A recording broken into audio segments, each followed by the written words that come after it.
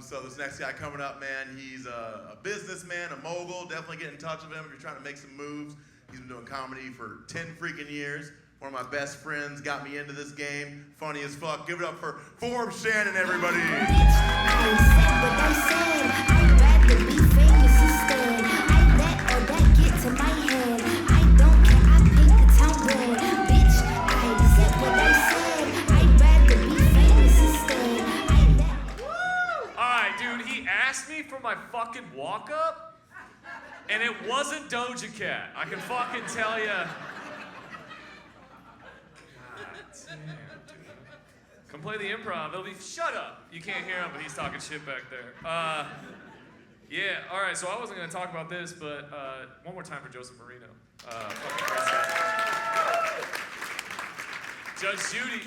Been on Judge Judy. Wouldn't recommend it. Fucking, you ever have a joke go too far? Because that's what that was. No, I sued this dude in small claims court because he just moved out and didn't pay rent. Like the day before rent was due. Like, you ever wake up and a roommate has just evacuated, you know?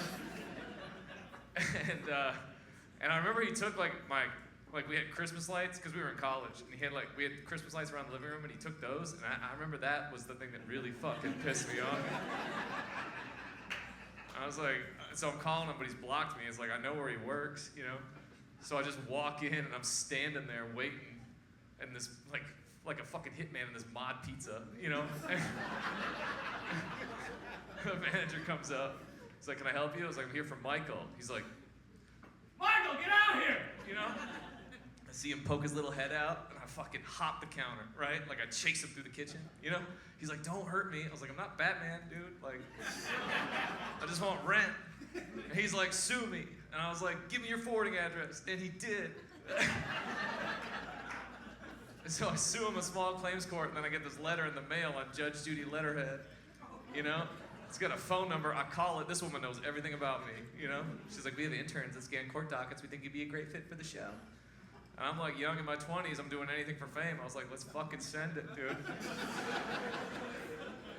So the way Judge Judy works is you sign your court case over to Judge Judy's kangaroo court of arbitration, you know? And I'm suing this kid for like $1,500, you know? And they're like, and he caused like $15,000 worth of property damage when he left, right? And I was like, I can buy so many Christmas lights with $15,000. I was like, that sounds about right. So they fly us out to LA, and then you become a paid actor, you know? And they put you in different hotels, which makes sense, you know? Like, they don't want the plaintiffs and defendants in the same hotel. There's a lot of places I thought I'd be in life. Drinking beers in a hotel hot tub with other Judge Judy plaintiffs was not it. What are you here for, you know? We show up for hair and makeup, and the producer's like, she's in a bad mood. I was like, isn't that her shtick? He's like, it's real bad today. I was like, bro, I got it. I did not have it. I'll tell you what. I lasted 7 minutes in that courtroom. The episode's called Sushi Day. You can look it up. The reason it's called Sushi Day is because she started by tapping her watch, you know? Saying, let's make this quick, it's Sushi Day. I had a hangry Judge Judy, you understand? Presiding, right? At one point, she skipped the gavel, just started banging her fist, you know? And you know you're toast when she's asking the rhetorical question. She's like, you're not an idiot, are you, Mr. Shannon? And you're like, no, Your Honor, I'm not an idiot. Yeah, I don't know, that just brought it up. Thanks, Joe, appreciate it. I'm celebrating. I just moved into my own apartment. Thank you. Moved out of the ex-girlfriend's apartment. Yeah, I love it. Half the room got it. The other half, what the fuck was that? I don't get it.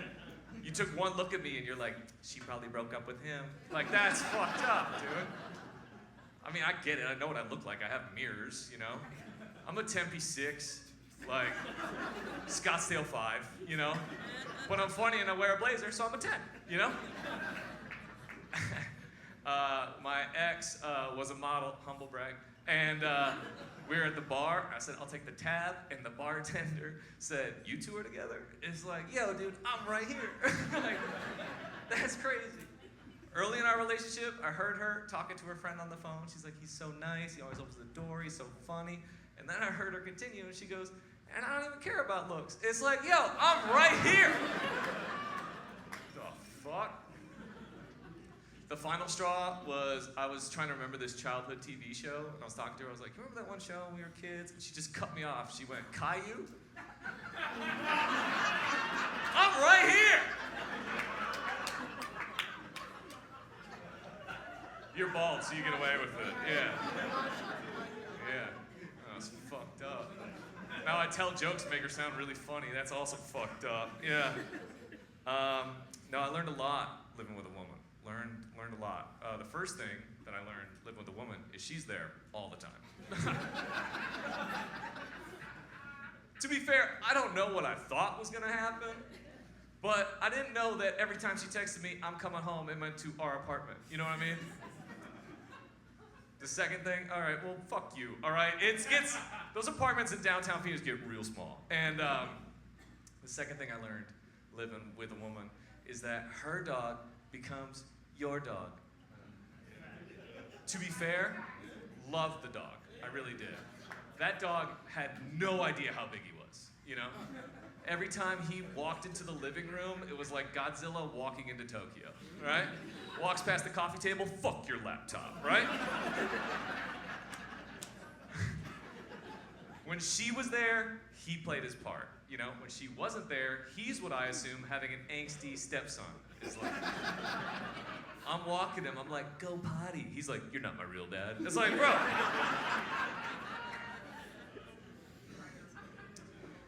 Third thing I learned about living with a woman is even when she's not there, you know what it is? Her hair. God damn, her hair was just floating in the atmosphere of this apartment. You're minding your own business, you're on a fucking Zoom call, then out of nowhere, just like, what?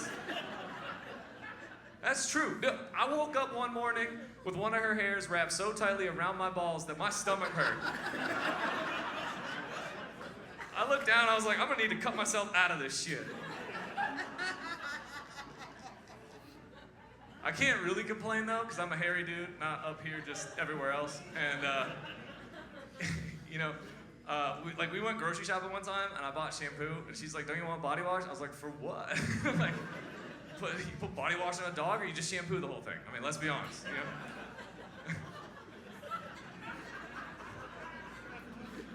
In my experience, 4 out of every 5 women likes chest hair, but 0 out of every 5 women likes back hair. Mm-hmm. Yeah.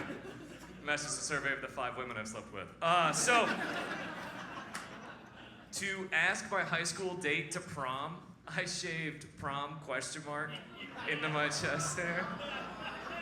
Yeah. And then I said, "Yo, girl, I got something to get off my chest." She said yes. She's gay now. Don't think that's related. No, man. I mean, there was so much hair. We were going through a bottle of Drano a week in that shower. Like, for real. And I told her, I was like, "Hey, babe, we gotta figure something out." So now, you know, she started to do this really cute thing where when the hair would come off her head while she was in the shower, she'd take it, just fucking slap it on the wall, dude. Every time I open the shower curtain, it's a fucked up first grader's art project, dude. Like serial killer's trophies. She's writing stories to me in hieroglyphics, you understand? I open the shower curtain, I'm like, "Oh, I forgot, we're at the Natural History Museum. This is what a woolly mammoth looks like." I did that bit on the road a month ago. This woman came up to me at meet and greet after the show. She's like, "Speaking of woolly mammoths, do you know who you look like?" I was like, "No, who?" She goes, "Sid the Sloth from Iceland." It's like, "Yeah, I'm right here."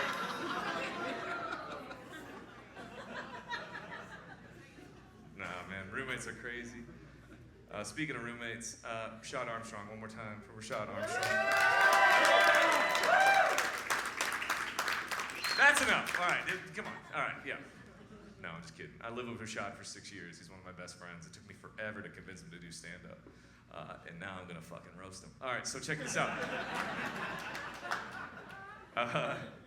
One time when we were living together, Rashad got in trouble with the law, and we didn't know. And I get in the car to go to work, and 2 police cars pull up on me. And I'm like, "Oh, is that for me?" You know? And I get out, and the cop goes, "Are you Rashad?" And I was like, Bro, obviously I'm not Rashad. I think we can agree Rashad looks like a Rashad and Forbes looks like a Forbes. I've known Rashad long enough to know how he wants me to handle this. And he goes, is Rashad home? Rashad wants me to lie. So I'm like, no. And he's like, why is his car in the driveway? It's like, well, if you knew that was his car, why'd you ask me if I was Rashad, dude? I'll go get him. I tried, you know? I walked in, I knocked on his bedroom door. I'm like, yo, Shad. He's like, don't knock, cops knock. He's like, funny you say that. They're here right now. Now the cops came in, it was this whole overblown thing. They were super cool. They were like, you can go to work. I was like, actually, I can't, because 90% of the reason this guy wants to live with me is we signed an agreement that whenever the police are here, I'm here. Because I look like a Forbes and he looks like a Rashad.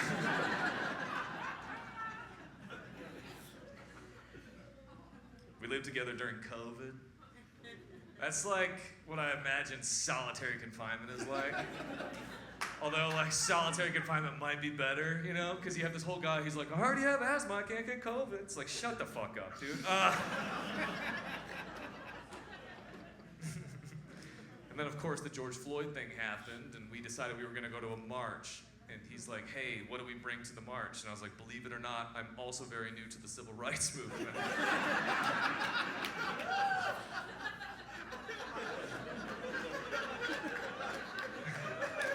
Was it the blazer? I don't know, you know? But the thing I read online said bring bottles of water and wear masks, you know?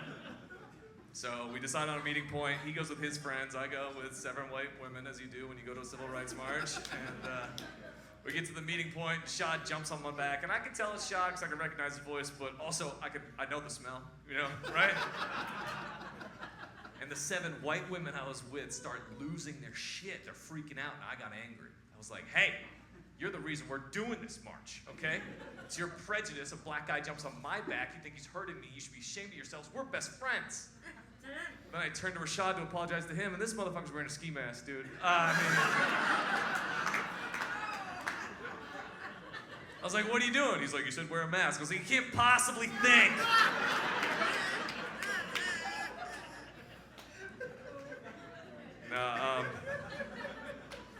I know these jokes made Shad sound dumb, and Shad's really smart. He really is.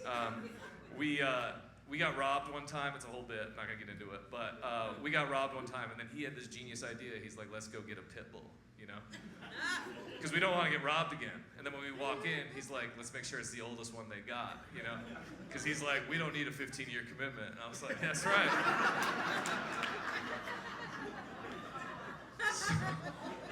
Hey, we took a 7-year-old dog home from the pound. Fuck you. Nobody wanted him. We got this dog. And I thought this dog was deaf at first, you know, because I'm talking to him and he's just fucking mile-high stare, you know, right? I started banging pots. It's like, oh, okay, he listens, you know? And then Shad, this is how Shad's genius works. Shad's like, hey, man, we got a mesa. I was like, no way. And then I went, siéntate. And that thing sat down. We were like, oh! Keep it going for my good friend, Rashad Armstrong!